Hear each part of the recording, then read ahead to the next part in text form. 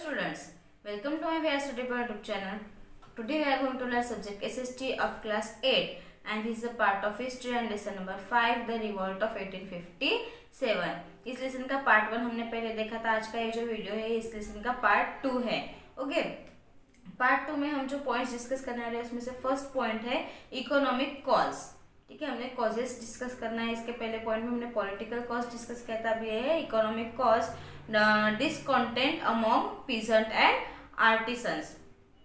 Another important cause of discontent was the British policy of economic exploitations of India. दूसरा जो reason था, दूसरा जो कारण था वो कौन सा था? जो इम्पोर्टेंट कॉज में आता था जो है डिस्कॉन्टेंट. डिस्कॉन्टेंट वॉज द ब्रिटिश पॉलिसी, मतलब ब्रिटिशों ने उनकी जो पॉलिसी बनाई थी इकोनॉमी की, उसको उन्होंने इंडिया में पूरा एक्सप्लोटेशन उसका कर दिया था. This affected all sections of Indian society. उसका अफेक्ट पूरे इंडियन समाज में पड़ा था. ठीक है. The self-sufficiency of the village economy was lost due to the British policy of commercialization of agriculture, which made the peasant grow cash crops instead of food crops. तो उसमें मतलब जो सेल्फ सफिशिएंसी होती थी विलेज की economy की, उसको ब्रिटिशों ने मतलब अपनी पॉलिसी रख के उन्होंने उसको पूरा गवा दिया था. उसके वजह से पूरा लॉस्ट हो चुका था. और जो भी खेती बाड़ी में एग्रीकल्चर का जो भी कमर्शियलाइजेशन था वो किसके अंडर में चला जाता था? ब्रिटिशों के अंडर में. ठीक है. जो भी कैश क्रॉप्स मतलब फूड क्रॉप्स के जगह वो कैश क्रॉप्स लगाते थे, है ना. फूड क्रॉप्स में जैसे राइस, गेहूं, चावल जो भी है वो, लेकिन वो कैश क्रॉप्स लगाते थे, मतलब जिससे ज्यादा इनकम मिलती थी. जैसे टोबैको हो गया, है ना. टोबैको क्या है? कैश क्रॉप है. उसकी खेती करवाते थे और उसको फिर दूसरे यहाँ ले जाके वो बेचते थे, उसको डबल प्राइस में बेचते थे. उसका फायदा ब्रिटिशों को होता था. The peasants were subjected to inhuman operations and made to sell their crops at nominal price. और उनके जो फिर मतलब जो खेती करते थे, जो फार्मर्स लोग थे, उनसे वो नॉमिनल प्राइस में खरीदते थे, मतलब बहुत ही कम प्राइस में खरीदते थे. इससे उनके जो फार्मर्स थे उनका बहुत ज़्यादा लॉस होता था. इंडियन फार्मर्स का बहुत ज़्यादा लॉस होता था. Both the peasants and zamindars were dissatisfied with the revenue policy of the British. ब्रिटिशों की जो पॉलिसी थी उससे वो जो भी खेती बाड़ी करने वाले जो भी फार्मर्स थे, फिर जो भी जमींदार थे, वो बिल्कुल डिससेटिस्फाइड थे, मतलब वो समाधानी नहीं थे. They were against the high tax as well as the harsh methods of revenue collection. उन्होंने ब्रिटिशों के खिलाफ अगेंस्ट में उन्होंने आवाज़ उठाई. वो भी किसके खिलाफ? जो वो ब्रिटिश उनसे टैक्सेस लेते थे ज़्यादातर, और रेवेन्यू कलेक्शन जो वो बढ़ा चढ़ा के लेते थे, इसके खिलाफ उन्होंने आवाज़ उठाया था. In the newly acquired territories, the British had totally ignored the landlords and established direct contact with the peasants. फिर इसके वजह से जो ब्रिटिशों ने क्या किया, नई एक तरीका उन्होंने बनाया. ब्रिटिश लोगों ने लैंडलॉर्ड जो भी जमींदार जो थे, लैंडलॉर्ड जो थे, उनको पूरी तरह से इग्नोर किया और डायरेक्ट वो पीजेंट्स से कांटेक्ट कर देते. मतलब डायरेक्ट जो दलाल जो होते थे, जो मतलब खेती बाड़ी जो करने वाले जो फार्मर्स होते थे, डायरेक्ट उन्होंने उनके थ्रू वो डायरेक्ट लेना उन्होंने स्टार्ट कर दिया. They lost their rights and were often evicted from their land. मतलब वो डायरेक्ट जो पीजेंट्स होते थे उनकी जमीन में वो उनके जमीन पे डायरेक्ट उन्होंने अपना अधिकार जताना स्टार्ट कर दिया. मतलब जमीन में तुम ये लगाओ, ये पौधे लगाओ, इसकी खेती करो, उनको वो हमें दो. ऐसे डायरेक्ट वो उनपे जो थे वो रोप लगाते थे. ठीक है. Many of them found themselves in the clutches of money lenders who were not concerned about the interest of the ryots. फिर जो भी कर्ज लो, मतलब उसके लिए खेती वालों को बहुत कर्ज लेना पड़ता था, है ना. और उसका अगर पैसे मतलब वो मनी लेंडर्स से कर्ज लेते थे और उनको मतलब इंटरेस्ट देते रहते थे. In their effort to free themselves from the clutches of money lenders, they got no help from the police or government official. फिर अगर कोई भी मतलब ये जो मनी लेंडर्स वगैरह होते थे उनसे पैसे लेने के बाद उनको पैसा वापस भी देना पड़ता था। अगर वो नहीं देते थे तो वो पुलिस वालों की भी मतलब हेल्प लेते थे, और खेती जो करने वाले जो फार्मर थे वो बेचारे, उनको कोई भी हेल्प नहीं मिलती थी, पुलिस से भी नहीं और गवर्नमेंट से भी नहीं। Large areas of lands were confiscated and sold to the highest bidders. जो बड़े बड़े जो एरिया होते थे, जब होता था जमीन का, उसमें पूरी तरह से मतलब हर जगह पे ब्रिटिश जो थे वो जबरदस्ती अपना ही पूरा उसमें जो खेती थी वो उनको करवाने लगाते थे। The large scale inflow of British manufactured goods into India made Indian handmade goods costly. जो लार्ज स्केल जो होती थी ब्रिटिशों के थ्रू जो चीज़ें मैन्युफैक्चर्ड होती थी अपने इंडिया में, उसको इंडियन और जो भी इंडियन ह्यूमन मेड्स की चीज़ें जो बनाते थे वो बहुत ही कॉस्टली होती थी, बहुत ही महंगी वो बेचते थे उधर। People preferred machine made fine goods as they were available in large quantities and were cheap. और फिर लोगों ने मशीन मेड बनाना स्टार्ट कर दिया, मतलब ह्यूमन मेड हैंडमेड बंद होके फिर मशीन मेड होना चालू हो गया। जो भी चीज़ें मशीनों से भी बनने लगी, और उसमें फिर लार्ज, और वो भी मशीनों से बनती थी और वो भी लार्ज क्वांटिटी में, मतलब बहुत ज़्यादा बनती थी, है ना। तो वो चीप थी, मतलब बहुत ही सस्ती बेची जाती थी। Thus Indian artisans and craftsmen were rent. उसकी वजह से जो भारतीय जो आर्टिस्ट लोग जो थे, जो खुद के हाथों से चीज़ें बनाते थे, उनका पूरा नुकसान हुआ करता था उसमें, क्योंकि मशीनों का यूज़ करना स्टार्ट हो गया। फिर लोगों को कोई मतलब कोई भी बिजनेस उनको देते नहीं थे और उनको कोई भी इनकम भी नहीं होती थी, उसकी वजह से वो बहुत ही परेशान थे। The drain of wealth, lack of modern industries, and the unemployment of soldiers, artists, administrators, merchants, and shopkeepers caused by the decline of the prince added to the economic grievance of the people. फिर जितने भी मतलब जो भी industries में लोग थे, है ना, जो अनएम्प्लॉयमेंट सोल्जर्स थे, आर्टिस्ट थे, मर्चेंट्स थे, शॉपकीपर्स थे, वो पूरी तरह से नीचे ही जाते गए, वो इकोनॉमिकली बहुत ही लूज होते गए। नेक्स्ट पॉइंट है सोशल रिलीजियस कॉज।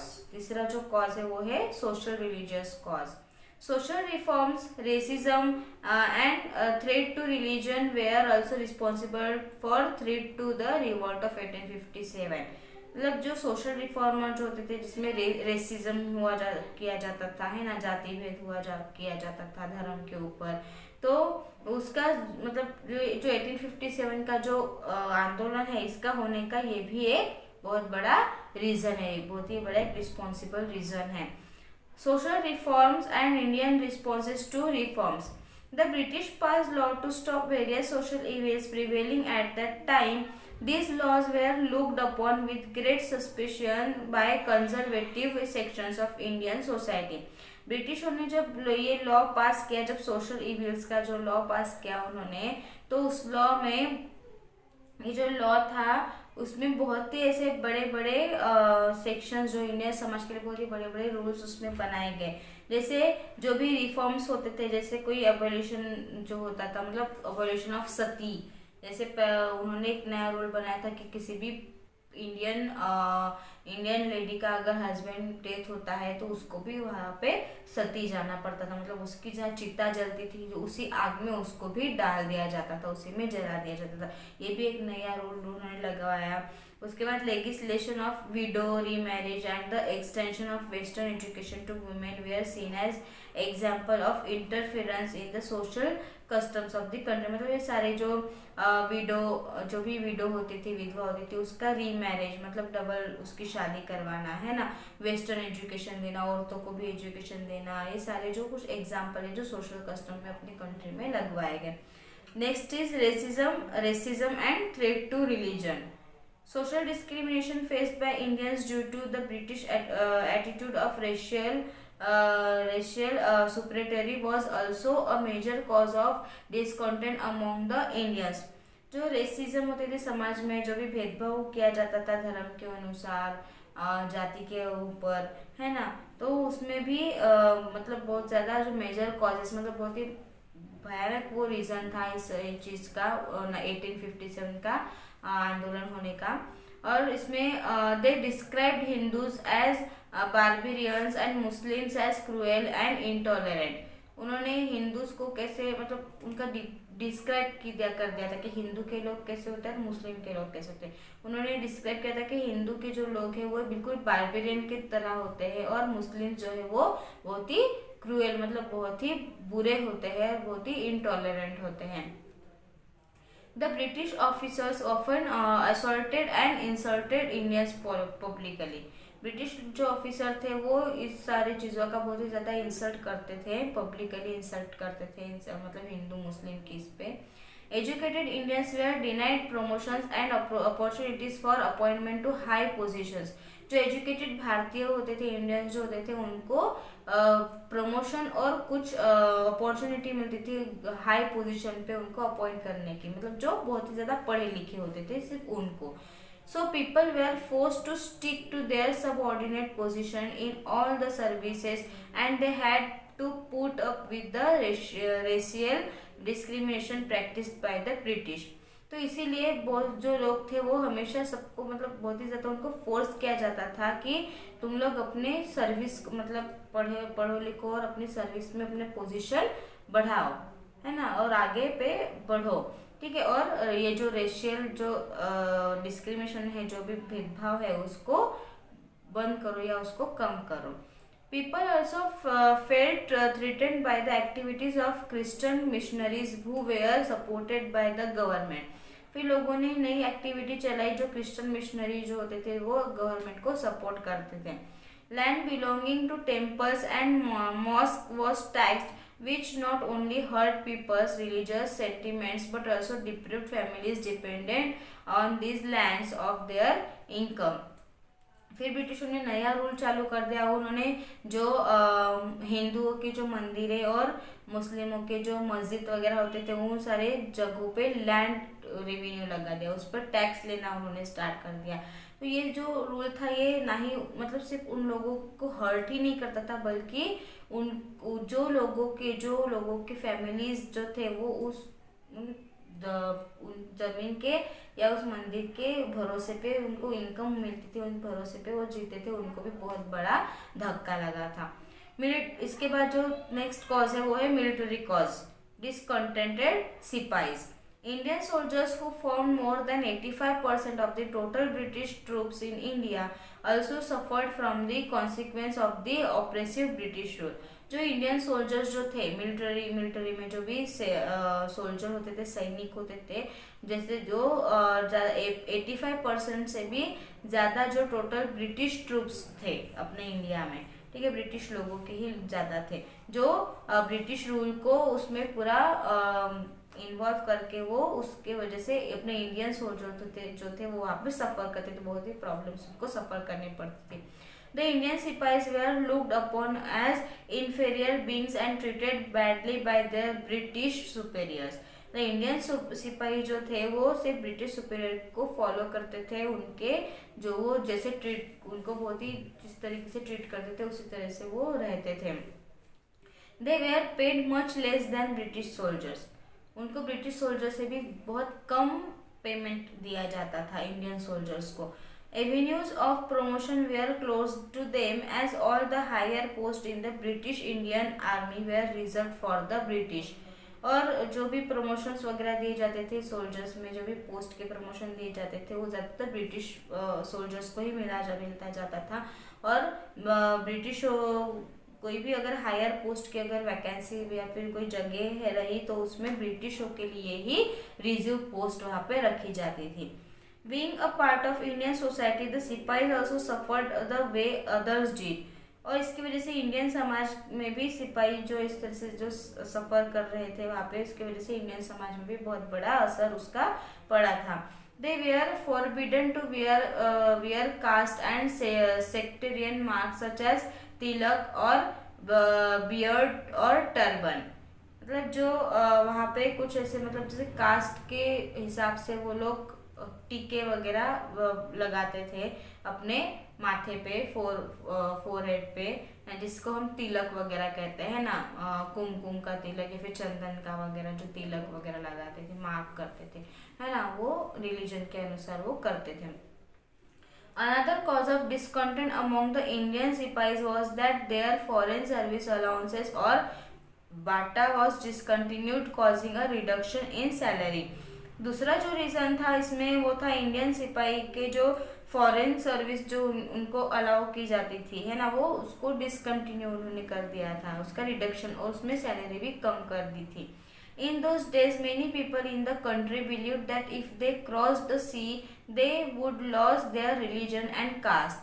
मतलब उन दिनों में कोई लोगों के दिल में या कंट्री पे ये बिलीव हो चुका था कि अगर हमने अपने कंट्री की बाउंड्री या अपने कंट्री का कोई एक समुंदर अगर हमने क्रॉस किया तो हमारा जो रिलीजन, हमारा जो धर्म और अपनी हमारी जो कास्ट है वो हमारी क्या हो जाएगी, लॉस हो जाएगी, क्योंकि उसके उधर वो दूसरी मतलब जो दूसरा समाज, दूसरा धर्म स्टार्ट होता था. इसलिए वो यही सोचते थे कि अगर हमने यहाँ से क्रॉस किया तो हमारा कास्ट और रिलीजन भी चेंज हो जाएगा या हम उसको लॉस कर देंगे. In 1856, the company passed a new act, the General Service Enlistment Act. According to this act, every new recruit had to serve overseas if ordered. These hurt the sentiments of the सिपाहीज. फिर 1856 में British company ने एक नया act, एक नया कानून, नया कायदा उन्होंने बनाया, वो था जनरल सर्विस इनलिस्टमेंट एक्ट.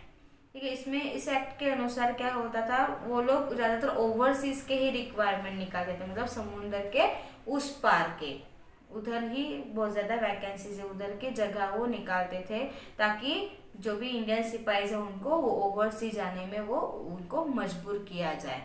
तो इसके वजह से भी बहुत से सिपाही को बहुत ही ज़्यादा सेंटिमेंटल हर्ट हुआ था, बहुत ही दर्द हुआ था, बहुत ही तकलीफ हुई थी. Next cause is immediate cause. The spark was provided by the reaction of company officers to the controversy over the ammunition for the new infield pattern rifles. These rifles were introduced in British Indian Army in 1853. इसके बाद जो sparks ने कुछ ऐसे नई companies के reactions को provide किया था ऑफिसर्स को, जैसे उसमें कुछ कंट्रोवर्सीज की थी उन्होंने, और एनफील्ड पैटर्न रिफल्स उन्होंने उसमें बनाए थे नए तरीके से. और वो जो रिफल्स थे वो उसको इंट्रोड्यूस किसने किया था, ब्रिटिश इंडियन आर्मी ने किया था 1853 में. The grazed cartridges for this rifles had to be bitten off before being inserted into a rifle. और उसका स्ट्रक्चर कैसे बनाया था उन्होंने उस राइफल का, उस बंदूक का, कि उसमें कुछ ग्रेज्ड चढ़े हुए थे ऊपर में उस राइफल्स के ऊपर, और उसको चबा के, मतलब दांतों से उसको खींच के उस राइफल को निकालना पड़ता था और उसमें फिर राइफल डालना पड़ता था. Rumors had spread in the Sipais camps that the grease contained fat from pigs and cows. मतलब फिर उस टाइम पे एक रूमर, एक अफवाह फैला दी गई थी कि ब्रिटिशों ने ये जो राइफल जो है उसके ऊपर पिग्स के और काऊ की चमड़ी का वो बनाया गया है, जिसको आपको दांतों से तोड़ना है या उसको खींच के निकालना है. ये एक अफवाह उन्होंने फैलाई थी. तो Hindu and Muslim sipahi therefore objected to using them. Hindu मुस्लिम सिपाही जो थे वो इन्होंने इसको मतलब मना कर दिया था यूज करने का, क्योंकि पिग्स जो है उसको गंदा मानते हिंदू और मुस्लिम, और काऊ जो है उसको हम हिंदू लोग जो है काऊ को हम क्या मानते हैं, भगवान मानते हैं, है ना. काऊ की हम पूजा करते हैं, गाय की, तो इसकी वजह से हम उसके मांस को नहीं अपने मुंह में ले सकते, वो पाप समझा जाता था, इसलिए दोनों ने भी इन सारे सबको मना कर दिया. The Sipais thought that the British were deliberately trying to hurt their religious sentiment. मतलब ब्रिटिश जो थे वो सिपाही के, मतलब सिपाही ये सोचते थे कि ब्रिटिश उनके जो रिलीजन, उनके धर्म के जो सेंटिमेंट्स है उसको हर्ट करना चाहते हैं, है ना. On 27 January 1857, Colonel Richard Birch, the military secretary, ordered that all cartridges issued from depots were to be free from grease, and that Sipais could grease them themselves using whatever mixture they may prefer. फिर 27 जनवरी 1857 में colonial Richard bridge जो है वो military secretary थे, उन्होंने फिर order दिया कि ये सारे जो मतलब कार्टिजेस जो है जो भी उस पे उसके ऊपर जो भी ग्रीस लगाया है वो उनको निकाल दिया जाए और बिना ग्रीस के इनको राइफल्स बंदूकें वगैरह दी जाए और सिपाही के हिसाब से ही उनके विचार से ही जो भी मिक्सचर आपको रखना है वो रखें। This, however, merely convinced many सिपाहीज that rumors were true and that their fears were justified. तो ये जो रूमर था वो बहुत ही फैल गया था और सारे लोगों को वो ही सच मतलब एक डर सा बैठ गया था कि सच में हमें ऐसे ही मतलब वो पिग्स और काऊ के चमड़ी वाले राइफल्स देने वाले हैं। This sparked of the mutiny. People from different sections of society soon rose in rebellion and supported the सिपाहीज। फिर सारे जो लोग थे अलग अलग सेक्शन के, वो समाज के, वो इस रिलीजन के इस इशू के ऊपर उन्होंने सिपाही को बहुत ज़्यादा सपोर्ट किया। Some historians regard it as the biggest armed resistance against colonialism in the 19th century. और फिर उसके बाद कुछ हिस्टोरियंस ने इसको रिगार्ड किया और इसमें बहुत बड़ा जो आर्मी का सेक्शन था उसको बहुत उसके खिलाफ एक कॉलोनियलिज्म उन्होंने स्टार्ट किया 19th सेंचुरी में। तो स्टूडेंट्स आज का ये जो पार्ट 2 है वो यहीं पे ख़त्म होता है, ठीक है। आज और इस पार्ट 2 में हमने जो भी पॉइंट्स डिस्कस किए, अगर उससे रिलेटेड अगर आपको कोई भी डाउट हो तो आप मुझे कमेंट बॉक्स में ज़रूर पूछें। Thank you.